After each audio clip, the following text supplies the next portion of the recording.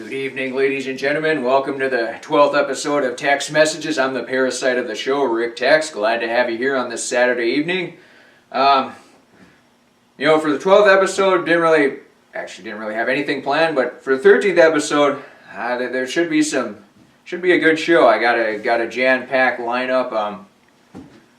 We had a bit of a blizzard today, so that might impede some of the plans that I had for the show, but ultimately, I'll try to get out there, try to get after, try to accomplish what we intended to do to make the 13th episode great again. 13th episode will be Tuesday evening, I think April 3rd, or probably won't get uploaded until April 4th or something, but yeah, should be a good time, good times, and it's not going to be good times balls deep. It's just the 13th episode of Text Messages, so don't get too excited about it. It's not. Just an average Good Times Balls Deep show will still be vastly superior to the 13th episode of Text Messages. So just bear that in mind. You need to pull back on the reins just a little bit here. Just try not to get overzealous, I guess you could say. But yeah, ultimately we got some the sun's out, guns out, gym, tan, library, all that stuff. So should be a great. There was and it looks like maybe 4 or 5 inches of snow on the ground out there. So yeah, technically it's still March 31st, so we can't get too up in arms about it. And it is Minnesota, central Minnesota. But 2 more weeks till the Princeton Speedway. Not really sure how that's going to work out. They got kind of a funny setup. They open on April 13th, and then they take off April 20th, and then they're back on April 27th. So I don't know if they push the inaugural race of the season up a week because they weren't going to race on April 20th or what the deal is there. But yeah, so we got April 13th, Princeton Speedway. I don't know when the other tracks are opening, probably late April, something like that. Tracks in central to southern Minnesota, and central Wisconsin to southern Wisconsin. Tracks up north, Duluth, Proctor, Hibbing, they start usually early May. A little colder up there. They got the Great Lakes and all that good stuff, and snow lingers around, temperatures stay a little bit below what they are in central Minnesota here. They're further away from the equator, so they don't have as many hours of the sunlight during the day as we typically do here. In fact, in Alaska, I think in the deepest, darkest part of winter, it's probably about 4 hours of sunlight per day. So it's not the ideal place you want to live in, but if you want to get in touch with nature and be away from people and all that good fun stuff, then probably a good place to live in all reality. But you can go fishing and hunting and just be a backwoods kind of person. And nowadays, today, with the advent of the internet, you can talk to anybody in any part of the world at any time. So you're never really truly isolated. If you want to get personal, do the video chat and all that, and you can do instant messaging, Facebook, send emails, telephone, telegraph, fax message, smoke signals, fireworks, the satellite, all that. It's just humans are all interconnected. Both in the spiritual realm and in the physical realm too. So I guess you could say, with all the fiber optics that are through all of our oceans and the satellites in the sky. So we're connected, spiritually, which we have been since day one. And then we've also been connected physically with all the, the physical wires that run around the ocean, run underneath the ground and go up into our houses and everything too. And then of course, that physical connection allows us to make a mental connection with everybody too. So you're never really truly isolated in this world. You're always connected. But you gotta keep everything in balance too. If you're spending all day on Facebook or something, staring at computer screens, it's gonna mess with your serotonin, melatonin levels, which ultimately will make you feel depressed and angry and sad and lonely and melancholy, morose, sorrowful. So it is important to find the good things.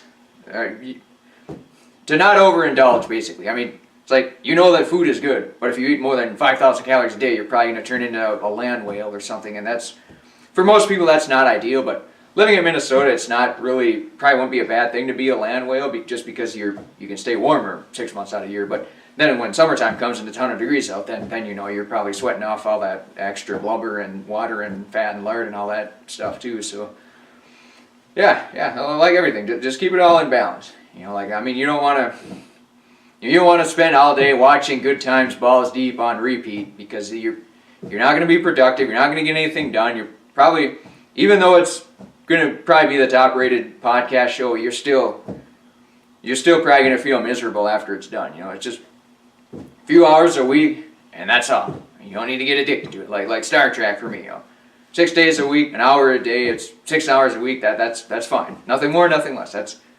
that and Ring of Honor wrestling on Saturday nights. Probably not tonight though, but generally any other night or any other Saturday night. And then if NASCAR actually is on antenna TV, then you know Sunday afternoon NASCAR. So roughly about 10 hours of TV programming a week. And then for Facebook, it's usually, see, I'll go onto Facebook while consuming some type of energy. You know, tree nuts, cheese, yogurt, Greek yogurt, not the sugary stuff. Meats, you know, preferably locally organic, cage-free sourced. You know, buy it from a local farm. Cows, pigs, pheasants, parakeets, you know, hamsters, crickets, and any kind of good solid source of protein. You know, just spend about maybe a half hour to an hour on Facebook, 2 maybe 3 times a day, just while consuming some type of energy too. Because I mean, anything more than that, it just becomes a mess, and you can't really think straight. And well, I mean, for the most part, it's just one of those things you have on in the background. Then you can be, you know, browsing news websites or looking up research articles, and while you're just having that on in the background, then if somebody wants to instant message or send a cool video or something, you can just watch that too. So it's just a real convenient, awesome way to keep in contact with everybody. And yeah, it's great, but you know, you have to keep things in balance. Work, family, friends, health, hobby. All those 5 items need to maintain a steady balance moving forward, and you get them out of balance, bad things are bound to happen. So always keep that in mind. Now getting back to the central topic of this evening's episode, ladies and gentlemen. The main thing I wanted to touch on today is the martial arts. Now, me personally, yeah, I did it for a couple of years way back in the good old days, but I mean, it's just a good thing to get people involved with at a young age. Maybe they're interested in it, or maybe they don't want anything to do with it and they'd rather do ballet or piano recital or something. It's just one of both male and females. Either of them can get involved with it. Just teach them basic skills of self-defense. You know, that's, you know, not just self-defense for other people, but for animals too. I mean, if a horse charges you, you know, you got to know how to take him down and take him out and wrap him up and make sure he doesn't try it again. Or if a bear tries to attack you, you know, you got to know how to throw him a few haymakers and maybe give him something to think about, and then send him off packing. You know, send him out with his tail between his legs. So, and that, for bullying too, yeah, I suppose it's a good thing to, you know, have some type of self-defense mechanisms in place or something like that too. So generally people who are more prone to bullying probably don't spend a whole lot of time studying how to properly engage in hand-to-hand combat too. So, I mean, if you do spend a fair amount of time studying hand-to-hand combat and then you get bullied or whatever you want to call it, then, you know, it does give you some leverage in, you know, fighting them or fighting back or whatever. Even standing up for some other people, or if you see someone, you know, getting beat up or roughed up on a train, then you can just take them out, put them in some mood, put them to sleep, and when they wake up and the police are there, then they'll probably be off to jail already, and, you know, the police will be patting you on the back for doing a great job or whatever the case may be. And of course, there are inherent risks to that. I mean, people have weapons, guns, chloroform, tasers, machetes, explosives, throwing stars, samurai swords. So, yeah, I mean, you can get seriously injured if you know, engage in any kind of physical contact with people, but hey, if the situation is right, you got to put yourself to the test to be the best of the best. Hey, it's what you got to do. You know, we're all in this society together. It's not all man for himself or whatever. It's one for all for one, all that good stuff. You know, together everyone achieves more. So, yeah, I mean, if someone's dicking around doing something they shouldn't do, then, you know, it's kind of society's responsibility to stand up for what's right and fight for their rights to party and all that. So yeah, I mean, that's why martial arts I deem are pretty important for anybody. I mean, just to get into it for a little bit. Any city basically, you can go to within, wherever you live, within 15 miles, there's probably somebody somewhere somehow teaching the martial art. I mean, around Elk River here, we got, you know, you got your dojo karate or Two Dragons karate or Cole's karate and all that. And, you know, they got all these funny names for it, taekwondo, kung fu, mixed martial arts, probably the biggest one. And that's just the fact that the MMA acronym was so fun to say. That's probably why UFC picked up a lot, just because people like saying MMA. I mean, it just kind of rolls off the tongue because back in the early 90s, you know, my friend and I, we would go down to the video store and rent. First, we started renting all the pro wrestling movies. You know, all the Royal Rumbles, SummerSlams, WrestleMania, King of the Ring, Survivor Series. And then once we exhausted them, you know, we rented all them out. There wasn't too many of them back then. You know, mid-90s, there might have been a couple dozen tops, maybe. So it didn't take, you know, a couple of summers and we'd have them all knocked out. And there's only about 4 pay-per-views a year in the WWF, so yeah, it was pretty easy to keep up to speed. But there's this real fighting, quote unquote, real fighting. I mean, yeah, it probably was real, you know, unscripted and all that. Just like this show, unscripted, unedited, uncensored. So the UFC back then, some of the big shots were Kenny Shamrock, Dan Severn, Hoist Gracie, and then a bunch of no names. But I'm sure they're good, upstanding, morally sound people who dedicated their lives to the warrior ethics, ethos, and creed and all that. So I mean, I'm not in any way undermining them by not being able to remember their name, because I'm sure they're pretty good people, and probably went on to do positive things after their career in the UFC had came to its illustrious end. So back then, Ken Shamrock, Dan Severn, Hoist Gracie, those were the main guys on the UFC, and yeah, they even, you know, they had their little octagon and everything too. They just fight it out and 3 rounds, 2 minutes, whatever the case may be. Maybe it was more rounds based on if it was a championship fight or cruiserweight fight or featherweight. You know, I don't even think they had weight classes back then. It was just all out, hammer down, balls to the wall. Everyone just fights each other. Well, not like a big bedlam. It's just one-on-one, one-on-one, one-on-one, one-on-one, and then just eventually you got your grand champion. You know, the best of the best. He was I think back then it was mostly Ken Shamrock and Dan Severn that were the 2 big guys who were typically on top of that spectrum. I don't remember if Hoist Gracie was any good back then, but I mean, he fought a little bit in like early 2000s once I think Dana White took over the UFC, and then they started to get a lot more popular, like with Tito Ortiz and the Iceman, Chuck Liddell. And Ken Shamrock was kind of on his last legs back then. I mean, he's still in pretty good shape. You know, he had cool hair and pretty decent looking guy. So I mean, he seemed like he had some marketing to him too. But yeah, for some reason or another, WWF they've done interviews with Ken Shamrock, and he says, yeah, you know, if WWF would take me back, you know, I'd be happy to go there. But I don't know why they just don't want him back. I mean, he's pretty cool. Yeah, he's probably in his 50s or hell, maybe even 60s now, but. Yeah, I mean, I don't see why WWF wouldn't want him. I mean, he seems like a pretty nice guy. He was in the WWF in probably about the early to late 90s, right after his UFC run. Yeah, he did pretty good. He was right in the main event mix, you know, with The Rock, Shawn Michaels, Triple H, The Undertaker, Mick Foley, Mankind, Cactus Jack, Dude Love. But yeah, he was making contributions. He was just he would snap and hit the side of his head, which was pretty funny. I mean, so he endeared himself to the crowd. I mean, I think people really loved him, but yeah, it just never really worked out. I don't know why. There's too many goofy politics that probably work in wrestling.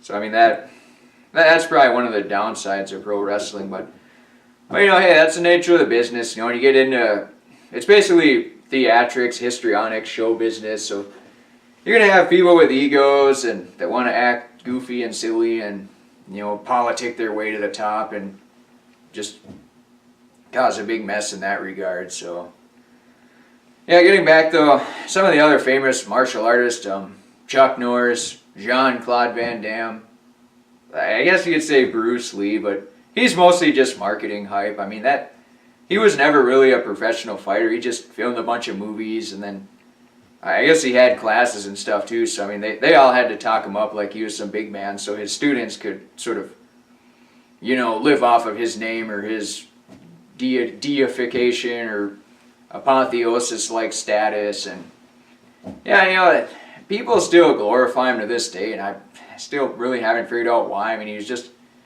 basically a movie actor that I mean, his movies weren't even that good. They're just, one of his movies, he just like walk up some building and fight people, and most of them had to lay down for him because he was the star of the movie. I'm sure in a real fight, most of them could have probably, mopped the floor with him, but it's movies, theatrics, and all that. So yeah, they had to lay down for him, and so make him look good and all that stuff. He had his little big muscles and all that stuff too.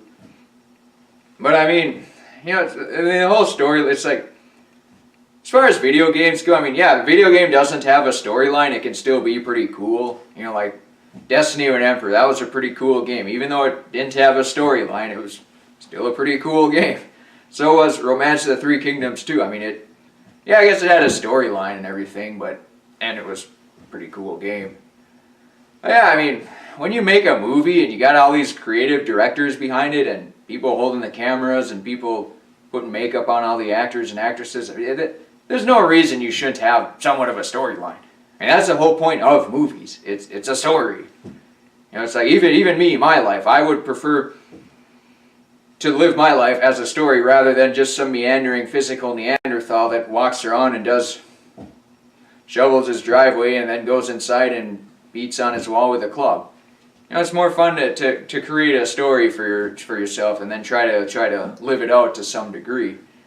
And movies are the same way. They just try to create some fictitious reality that's somewhat parallel reality. Like 1984, the novel. It was a fiction, but it's kind of a blueprint for what appears to be happening to many people, from the perspective of many people. But, that's all that a story is. It's plausible. It has some plausibility to it, but it's very, very unlikely to happen too. And that's what makes it interesting. That's what makes people watch it, like Star Trek. It's a pretty cool story. It's fun to watch and all that. And yeah, maybe in 200 years we'll be flying to other stars and planets and all that good fun stuff. But until then, we'll just be hanging out and chilling out on Earth here. And maybe Elon Musk and his crew at SpaceX will eventually get us to Mars, and then we can colonize them and maybe move some people over there and. Yeah, and spread out, distribute the population here a little bit more evenly, but yeah, the martial arts. Usually you'll see them in these buildings, that they got those little, where they got a lot of businesses in one, strip malls, for example. You'll see more of the mainstream commercial ones there. Those ones, I mean, yeah, you on the wall you'll see like discipline, self-respect, physical fitness, self-defense. You'll see all these nice little catchphrases that make it look good and everything. The commercial ones are, especially if they're a franchise, then they're probably going to be more expensive and maybe not as personalized. Because back in our days when we were in high school, there's this one guy. He was well, it looks like we're coming out to a break pretty quick here, ladies and gentlemen. So before I get too into depth with that, wait for that story for the next segment. But yeah, the commercialized ones are probably going to be a bit more expensive. You don't necessarily need to find a martial artist guy that's like a world champion or a national champion or any of that stuff. Because what you might find is generally people that aren't national world champions, they're just extremely naturally gifted, and not to call them morons or anything. I mean, they're very highly talented people and probably very intelligent too, but they can't really see things from a layman's perspective. If you get some guy that's been practicing martial arts for 20 years and he's trained many people and he sees what works and what doesn't work, he's probably going to be a better teacher than, if Chuck Norris, who was a 5-time karate champion, is trying to teach some people, 2 years after the last championship he got, because to him, I mean, everything is just, all the motor pathways were already laid in his body when he was born, or he can develop them a lot quicker than the average person. So for him to try to teach it to other people, it's a lot more of a challenge from his perspective. So there is definitely that to consider. And then if your friends, family are already involved in some type of martial arts class, then that's probably a good avenue to look down to. Then you can just go ahead and join in, tag along with them. Then you're more comfortable. You don't have to worry about getting beat up by the instructor, stuff like that, or other people in the class, and et cetera, et cetera. But yeah, ladies and gentlemen, pretty soon in the near future, we're going to have a new show called Good Times, Balls Deep. We're working on a new studio for it. It should, maybe if one of the viewing audience thinks that they have an adequate studio and they're around the St. Cloud area and they'd be willing to get involved, that to make St. Cloud great again, that would probably help greatly too. It's just the host of Good Times, Balls Deep just wants to ensure that there's flawless production value, because I think he probably knows that the show is going straight to the top, even regardless of the quality of the production. But some people are just perfectionists, and they don't settle for second best and all that stuff too. And ultimately, you could probably characterize the host of Good Times, Balls Deep as that type of individual. Which is obviously, once you guys view the show, you'll certainly see that's the case. That what I just laid out for you. But yeah, you're listening to Text Messages. I'm the parasite of the show, Rick Tex. Looks like we'll be back in 3 minutes, ladies and gentlemen. Thanks for listening.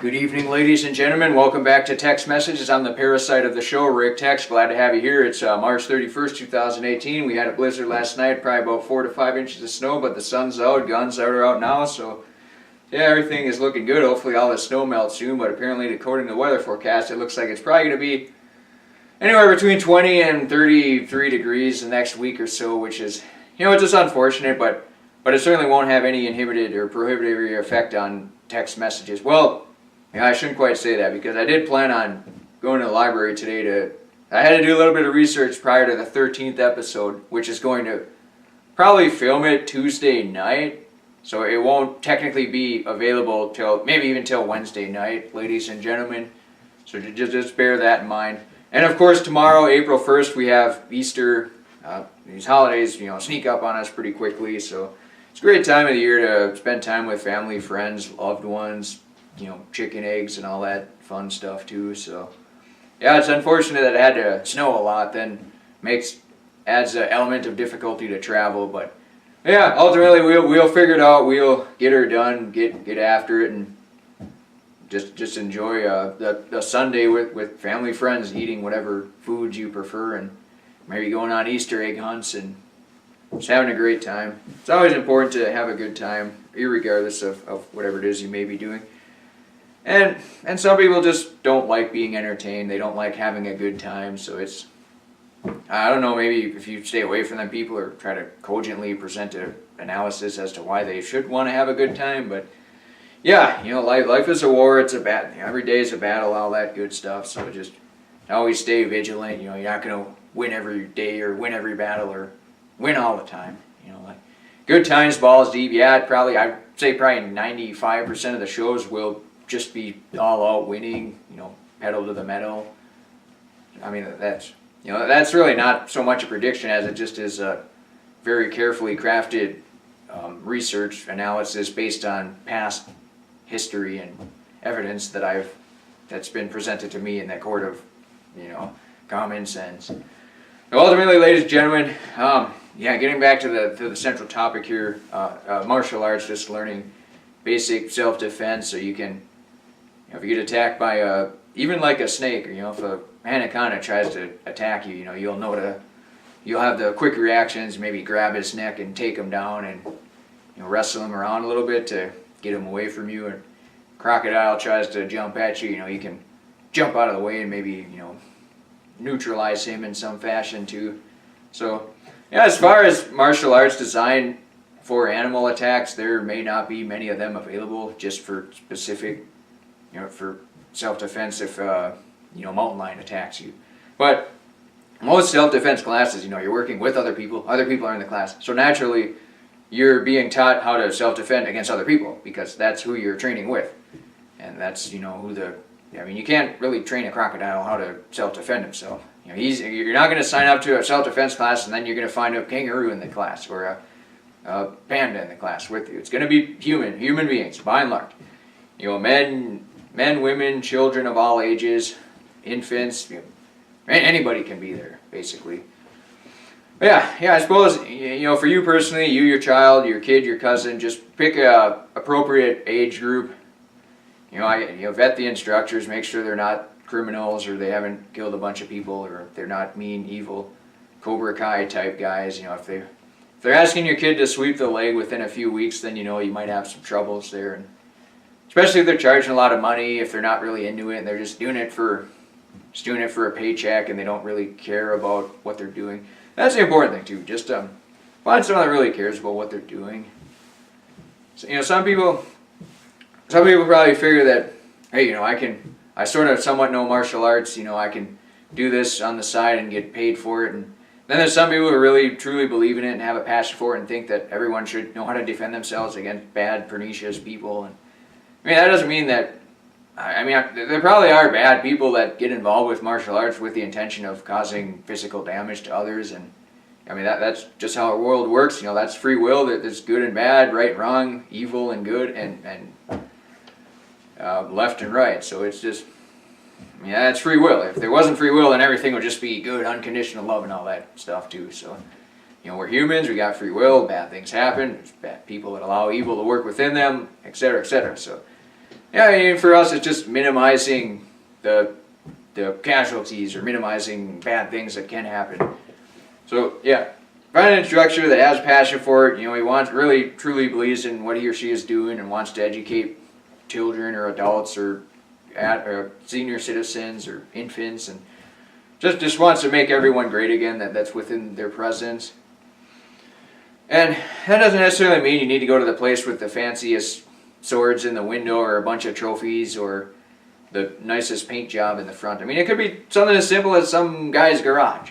Back in the good old days when we were in high school, there was some guy who would, I think at first I mean, I worked with him later, but prior to that, I'm pretty sure he just worked out. You know, people were telling me like, yeah, we'd go train in his garage, and it was all hardcore, and he was all into it, and just they all felt like they were getting a great workout and just getting a great education out of the deal, and they thought it was great. You know, they figured they could beat up anyone that tried to bully them or whatever the case may be.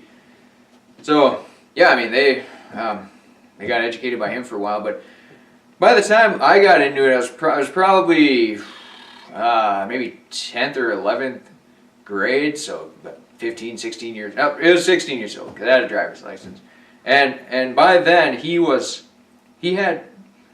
there's this place in St. Cloud. It's about a block out of a division, kind of by downtown. It's called the Downtown Gym, appropriately named, and it was a real hardcore place. It had 2 levels to it. The bottom level had this one. It was all concrete. It had this one room with your mirrors, your punching bags, and boxing gloves, and the bikes and stuff. And then it had this other, like the half of the whole length of the building was just all these mats with your little balls, and a lot of like females would do kickboxing and things of that nature there. Some people do wrestling and grappling.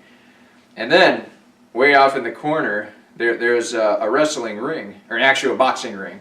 It had the ropes and everything, like Ivan Drago, Rocky. It's just a ring, just like that. I mean, I don't know if it was, I don't know the dimensions or whatever, but it's a pretty cool ring. At some point we did actually get to use it on occasion, so that was pretty cool. And then there's a few other mats too. And when you walk upstairs, that's where it's kind of weird how they had it set up, because all of the heavy weights were upstairs.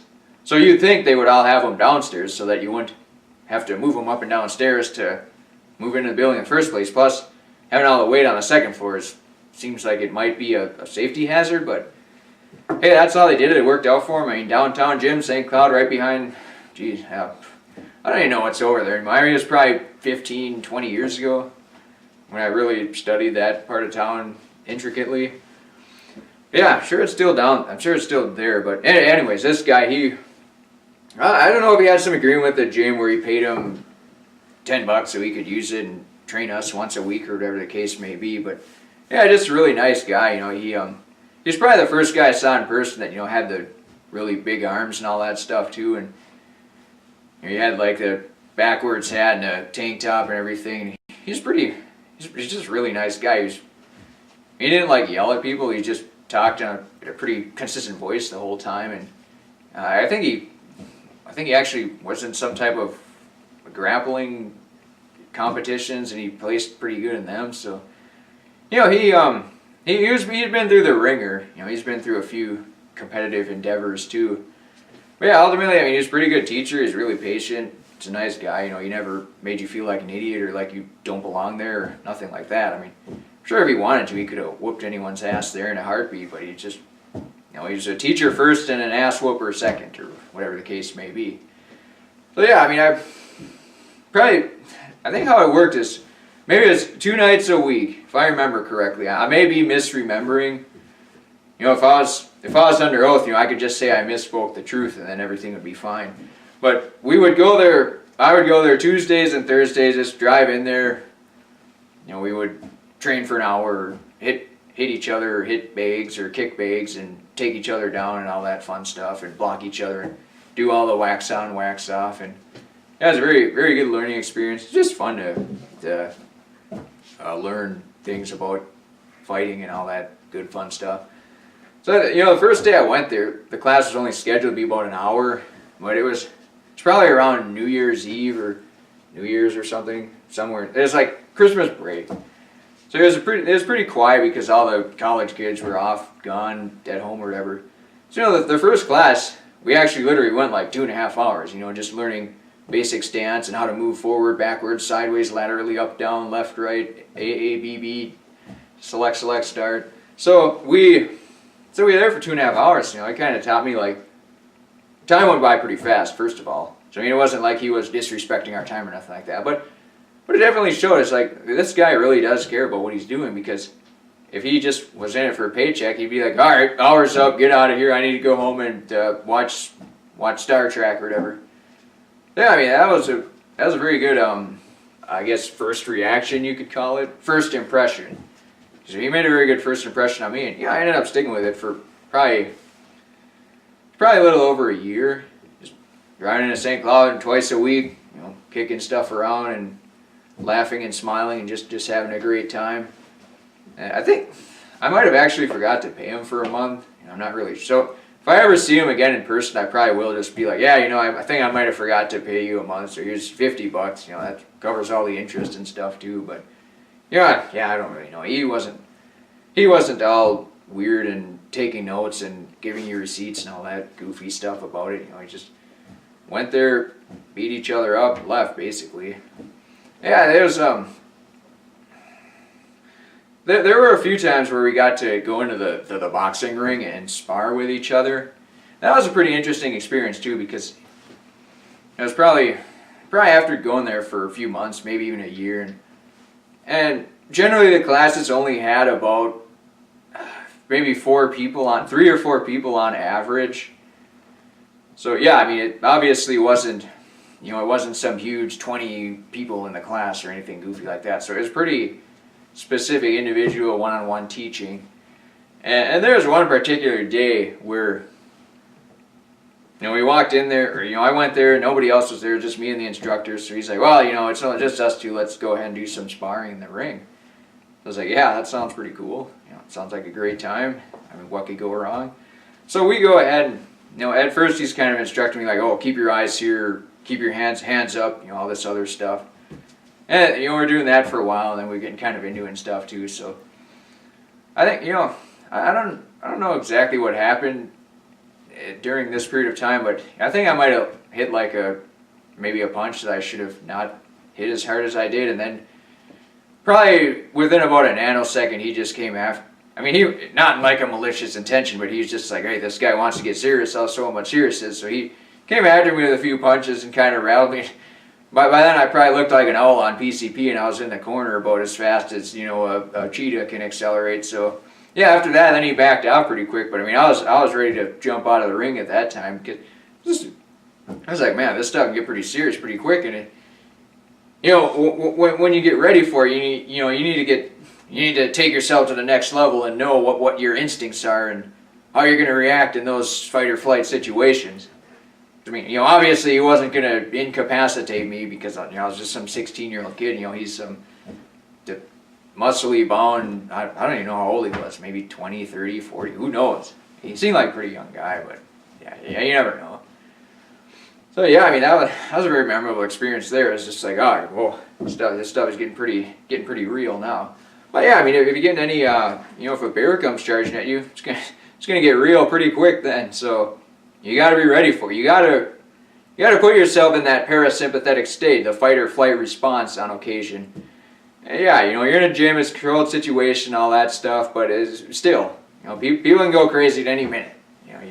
Maybe the instructor just took some PCP and then went crazy and started beating up all of his students. You don't really know. You just have to defend yourself, or in my case, contemplate jumping out of the ring as fast as I could.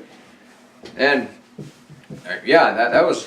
Yeah. Otherwise, though, it was pretty fun. I mean, well, that was pretty fun too. It was pretty fun sparring in the ring with other people, and testing their skills, your skills, and America's skills.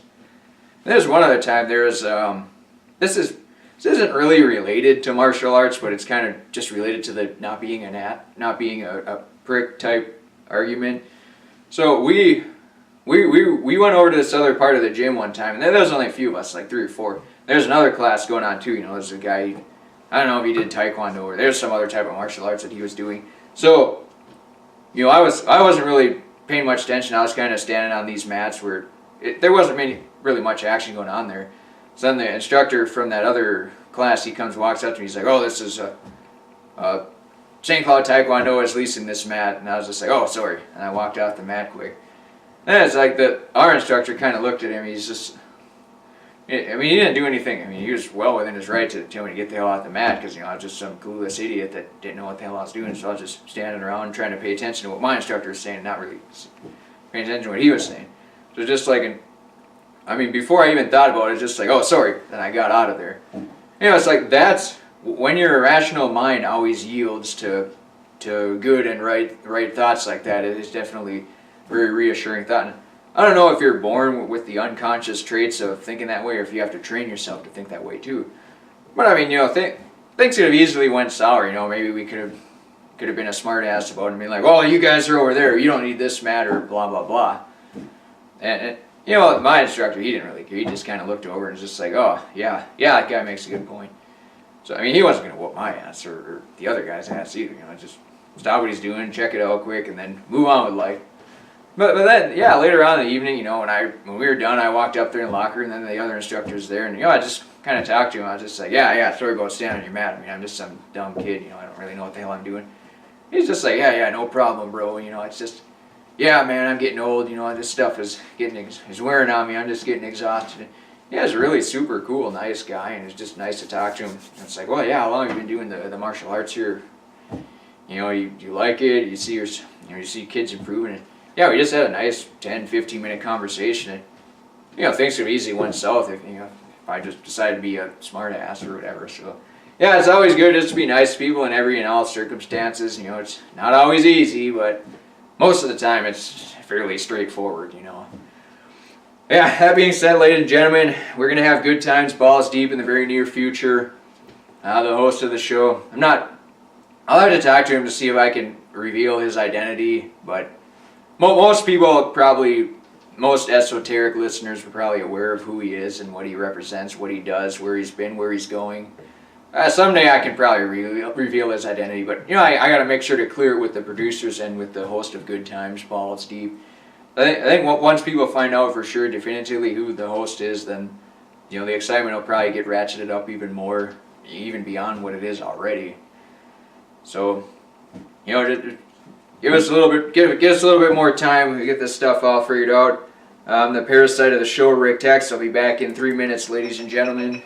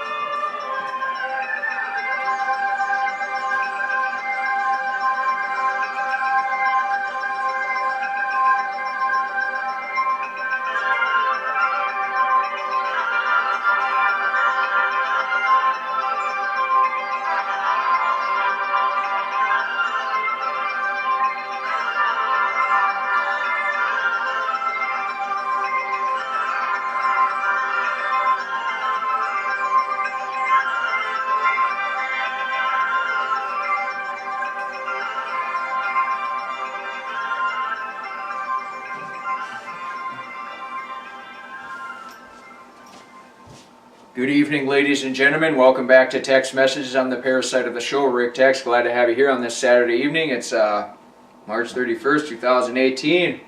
We had a bit of a blizzard last night. We got some pretty low temps today, windy conditions as well. Looks like the high is only going to be, in Elk River, it's only going to be about 26 degrees. Which is unfortunate because we were planning on heading out later in the evening and possibly procuring some more sponsorships for the show. But in the meantime, we'll continue to bring you text messages free of funding and commercial. Probably will do that for a very, very long time into the future. Basically text messages is just here to promote good times, balls deep. That's the number one goal, idea of this particular podcast here. Good. So once we can establish good times, balls deep, then text messages will basically just be relegated to sideshow, clown attraction. That's been the plan since day one. That's the plan in day 12 or episode 12 here, and I'm sure that'll be the plan in as far as the foreseeable future. And yeah, today's episode 12. It's kind of, I don't mean to crap on it or anything, but I've already been planning for episode 13 and what we're gonna do for that. What we should discuss and everything too. But I don't mean to get your hopes up too high, because generally the rare occasions where shows are actually planned, it usually fails and it just turns into just your average show. So ladies and gentlemen at home, just don't get too excited or exhilarated or mark your calendars for it or anything. I mean, something cool happens, it happens. If it doesn't, it doesn't. I'm just saying that I'm just trying to shoot you guys straight and say, hey, it's the 13th episode. You only get one shot to do the 13th episode, so we're going to try to make it great again and not take the whole show in a new direction, but just take the 13th episode in a new direction and then work from there and, figure out stuff later. Normally always a good idea to take it one show at a time, but once I got to the 10th episode, then it was like, we can start figuring out ways to use the numbering scheme as a theme for the show. So then right away it's like, 13th episode, I can do this, that, and the other thing, and started getting these plans down, writing down what we're gonna do. So yeah, 13th episode should be a fun show, that's for sure. I think I'm gonna have fun doing it. I mean, you, the ladies and gentlemen at home, should have fun watching it. It's just gonna be a 360 win for everybody involved. But to get to the 13th, I almost thought about skipping the 12th episode to get to the 13th episode, but then to do that, the 13th episode would then be the 12th episode, so then I would still have to do the 12th episode as the 13th episode. So I technically, if I skipped the 12th episode to get to the 13th episode, then it would you'd never actually get to the 13th episode, because you'd still have to do the 12th episode, because you can't technically skip the 12th episode to get to the 13th episode, because it depends on having the 12th episode. So that's why I'm here, ladies and gentlemen, Saturday evening, 3 nights a week, text messages, Tuesday, Thursday, Saturday generally. Takes a long time to upload the videos though, so film it Tuesday morning and upload it Tuesday evening, whatever the case may be. Sometimes it doesn't even get up till 10, 11 o'clock at night, so maybe I should just call it Wednesday morning, Friday morning, and Sunday morning shows. And the 13th episode, it's probably going to be filmed Tuesday night and uploaded, it might even be uploaded by Wednesday morning, but we'll see. I can upload stuff overnight too, just set the right-click display settings, power off 3 hours, and then should provide enough time to upload to YouTube or wherever the case may be. So super, super pumped about that, and of course, good times, balls deep. That'll be coming in the near future. We need to find a nice studio for it and run with it from there. So, ladies and gentlemen, today we've been talking about the martial arts. Whether you want to get involved or get your children involved and all that good fun stuff. And yeah, you've probably seen Chuck Norris. He's a 5-time national karate champion. He's been in a whole bunch of movies. Eye for an Eye, The Octagon, Delta Force, Missing in Action 1, 2, and 3, Lone Wolf, McQuaid, Silent Rage. He did all the probably hundreds of Walker, Texas Ranger episodes, and he even made a cameo appearance on the 1994 Survivor series, and he even made a cameo appearance on a Billy Madison movie clip on YouTube. So that was quite a surprise to see him on there. It's good to see that he's still finding work and being a productive member of society. And Yeah, overall, Chuck, he's just a great guy. You know, when the boogeyman goes to bed at night, he checks his closet for Chuck Norris, and when Chuck Norris does push-ups, the earth moves down. And there's all kinds of documented facts about Chuck Norris that you can find on, you know, online anywhere, basically. Just a simple Google search. You know, you don't have to go to the dark web to find all this stuff. It's just available on Google to look for Chuck Norris. And you know, Jean-Claude Van Damme, he did Bloodsport, which was a pretty rad movie, and he wasn't involved in any other blood sports though, so probably because they weren't really that good. And I mean, I don't even know if they're available anywhere. Maybe my movie production company doesn't even have rights to them because they're just such horribly done. But I mean, they still had Ogre on the Bloodsport 2, 3, and 4, because Ogre was in the first one with Jean-Claude Van Damme and Chong Li and those cast of characters. You know, very well done movie, 1987. They'll have it on antenna TV every once in a while, but you can probably find a free version on YouTube if you haven't seen it before. Or it's always worth checking out again too. I mean, you know, now it's like what, 30 years old, so I'm sure pretty much everyone over the age of 20 over the age of 30 has probably seen the movie before.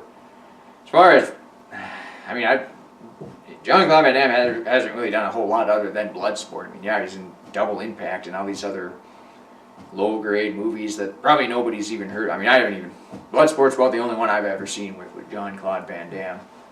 So, yeah, he's probably not that famous. Then you got these other guys like Bruce Lee's son, or Jackie Chan, and I don't even know, there might not even be any more martial artists in today's movie cinematography, but yeah, it's just tough to watch movies nowadays. They're not really made that good. I mean, they're all centrally owned by 3 or 4 different producing companies, and it seems like they got some weird propaganda that they want to push onto the general public, and it's just, yeah, you just get a bad feeling whenever you watch it. It just seems like, you're involved in some dirty politics or whatever the case may be. It's like going to a strip club or whatever. You just feel dirty. You don't want to be there. And I mean, I've never been to a strip club before. It's just, would never actually want to support a place like that. I mean, it's just disgusting. It does nothing for society. It's just a destructive factor. Yeah, I guess people that can make money off and all that stuff too, but at what expense, you know? You as an individual, if you're getting wealthy at the expense of other people, or, I mean, yeah, you can say, yeah, you make a choice to go to the strip club, but, you know, it's, some people's, their mind's getting a gutter for whatever the reason, circumstances, drugs, maybe they got into some weird accident, maybe they were born with some mutations or whatever the case may be. So, hey, you know, if you're a consciously minded person and you're not doing morally upstanding things, then it might be a good idea to find some positive role models in your life. They don't have to be movie stars. They can be your neighbor. I mean, maybe your neighbor's a nurse that works overnight and basically dedicates her whole life towards helping patients and just being a good person, and yeah, just compromising sleep and all that stuff too, but just believe in what they do and believe that they're making their communities in America great again. So, yeah, I mean, Hollywood, there's a lot of, I mean, it's like, yeah, humans have the seed of violence within them, so people are interested in violence.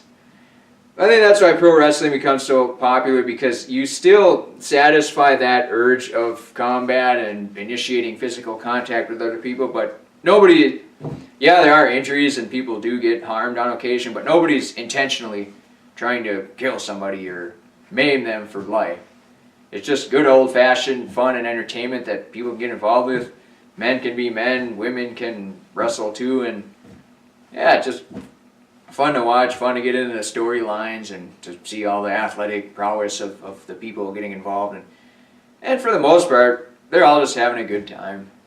You know, they're getting paid and everything, and it's a job and whatnot too, but that's what they truly believe in. You know, they know that they're going to probably get injured on occasion, but when they live, breathe, sleep, eat, and die the business, then it's what they want to do, so they're having a good time doing it, and their entertainment and belief and drive and sense of purpose and belonging in what they're doing is transcended into the viewer, so the viewer can kind of feel that same emotional dedication and ambition, and they can just enjoy the show for what it is, just good old entertainment. Nothing more, nothing less.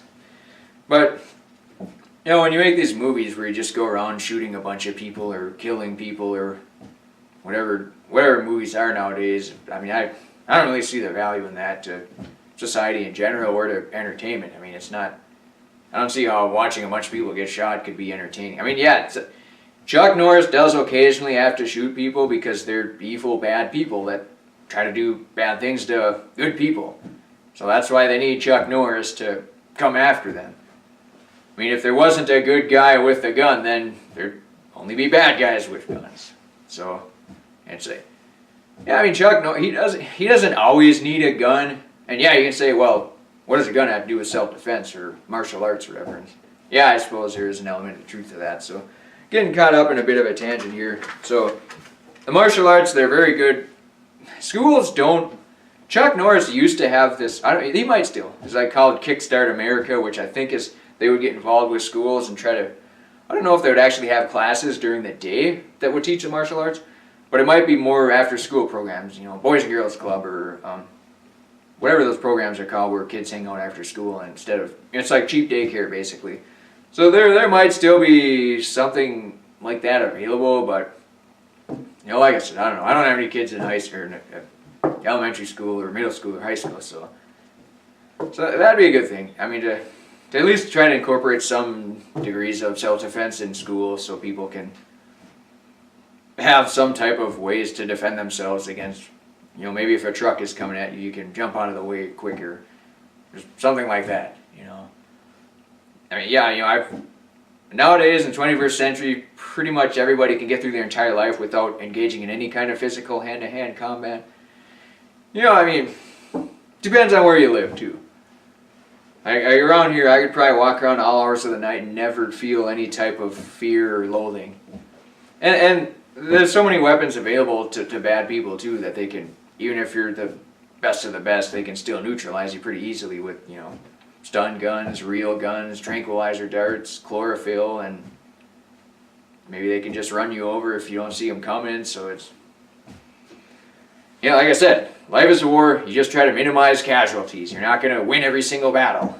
You might get that weird satellite that China launched off and is now just a flaming piece of scrap metal. That could come down and knock you in the face and knock you out. I mean, it's just...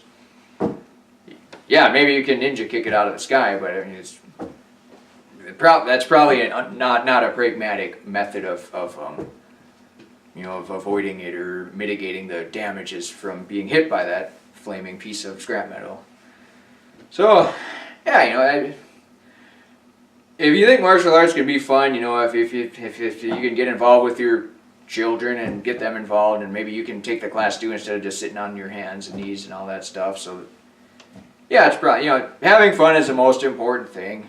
I mean, when I was doing the martial arts thing, we were kind of, not trying to say I knew all the basics and was good at it and refining everything too, because I mean, sure 80% of the population could probably clean my clock if they wanted to, but yeah, I got to the point where, it became a little bit burdensome to drive to St. Cloud 2 days a week and, pay $30 a month or whatever, and, we were learning like how to break people's arms and all this other stuff too, and I figured, I'm probably never don't really have that killer instinct to go attack people and stuff like that, and it's just, situational awareness is important too.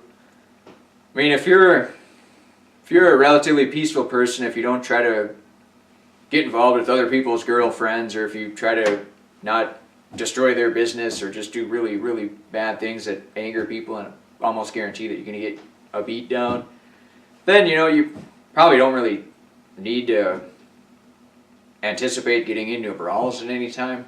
I mean, if you go to a bar every weekend, undoubtedly, yeah, you probably will get into a few scuffles here and there. That's just, just going to happen. Or if you go to clubs a lot, or if you go to those weird music festivals, anytime you get alcohol and a whole bunch of people involved, or methamphetamines or amphetamines and cocaine, then yeah, bad things are going to happen. Obviously you don't want to get involved with doing those drugs too. So just keep that in mind as well, ladies and gentlemen. All right, looks like we're coming up to the conclusion of this week's broadcast, episode 12 of Text Messages. Yeah, we got episode 13 coming down the pipeline. A few more days till we get there. It'll probably be uploaded Wednesday that Wednesday night. And, at the latest, it should be on YouTube. And yeah, it should be a good show. I really hope I don't have to reshoot anything. It's just uncensored, uncut, unedited. Whatever happens, happens. We'll shoot the show, and see, the thing is, when you plan for a show, you get a vision of what it's supposed to be, and if you try to watch yourself talk, you just get throbbing headaches, and you get really angry and mad, and you're like, well, that looks so stupid and ridiculous. How could anybody like that? So yeah, basically, I'm just gonna get an idea of how to shoot the show, shoot it, and stick it on, and hopefully you ladies and gentlemen at home like it. And if you don't, it's only good if you like it. That's basically it. I mean, there's no science behind it. There's no art behind it. You just throw something at the wall. Some people are gonna like it, some are gonna hate it. It's just human nature, free will. That's what makes humans great again. Everyone's different in their own respective ways, and as long as if you allow other evil, malicious forces to influence your decision, that's usually when the human conscience fails. Just use your gut instinct, your mind, your brain, based on your experiences in life, and make positive choices on all inputs, and whatever should work out the best, what's worked out the best in the past. If you like taking risks, then yeah, go ahead and do that too. You always got to take risks. I mean, well, not always, but most of the time. I mean, you drive to work, you're taking a risk. You might get run over by Bigfoot on the way there. Your car might roll over or blow up or something. So it's just, a lot of us take risks and we don't even realize it. When you eat food that's processed and packaged and presented to you by somebody else, you might be eating poison. And even when you eat your own food, maybe somebody accidentally dumps some Drano on a broccoli plant, and then you eat the broccoli plant. It's just, you take a risk in everything you do. I mean, you don't need to consciously say to yourself, oh, I need to take a risk. But it's just, don't be afraid of taking risks, because if you want to achieve great things, you got to get out of your comfort zone. You got to take risks. You got to go pedal to the metal, balls to the wall, run the high cushion. If the high cushion is in place, if there's no cushion up top, then yeah, you might have to take the low line. But otherwise, yeah, you always want to be running the high line, keep your momentum up, and just keep pushing, as Ariel Speedwagon would say. So, ladies and gentlemen, this concludes the 12th episode of Text Messages. Hopefully you learned something about martial arts, and the important thing is just to have a good time. Maybe, don't bankrupt yourself if you got to pay a lot of money for classes. Just find a cool guy or gal that teaches martial arts, or hell, if you don't even want to do it, you don't have to. And yeah, you'll learn basic self-defense, and you might have fun with it. You might even have cat-like reflexes and have the potential to be a national champion too. So that's why it's important to try many things in your life, because you really don't know what you're good at. I mean, look at Chuck Norris. He says it in his autobiography. He's just an average guy. He wasn't overly tall. He wasn't overly muscular. He wasn't athletic as a kid, but he took a liking to the martial arts because he was in the Air Force and he went to Korea, and then he learned the martial arts there. So he took a liking to it and he enjoyed it, and then he just became a champion because he really enjoyed it and got into it, got dedicated, ambitious, and yeah, I mean, obviously he probably does have some natural talent to him, but you don't always realize it too. So ladies and gentlemen, you're listening to Text Messages. I'm the parasite of the show, Rick Tex. Glad to have you here once again. 13th episode will be coming out Wednesday. I'm super excited about that. I think you guys are going to enjoy it. I'm glad to have you listening, ladies and gentlemen. Thanks a lot.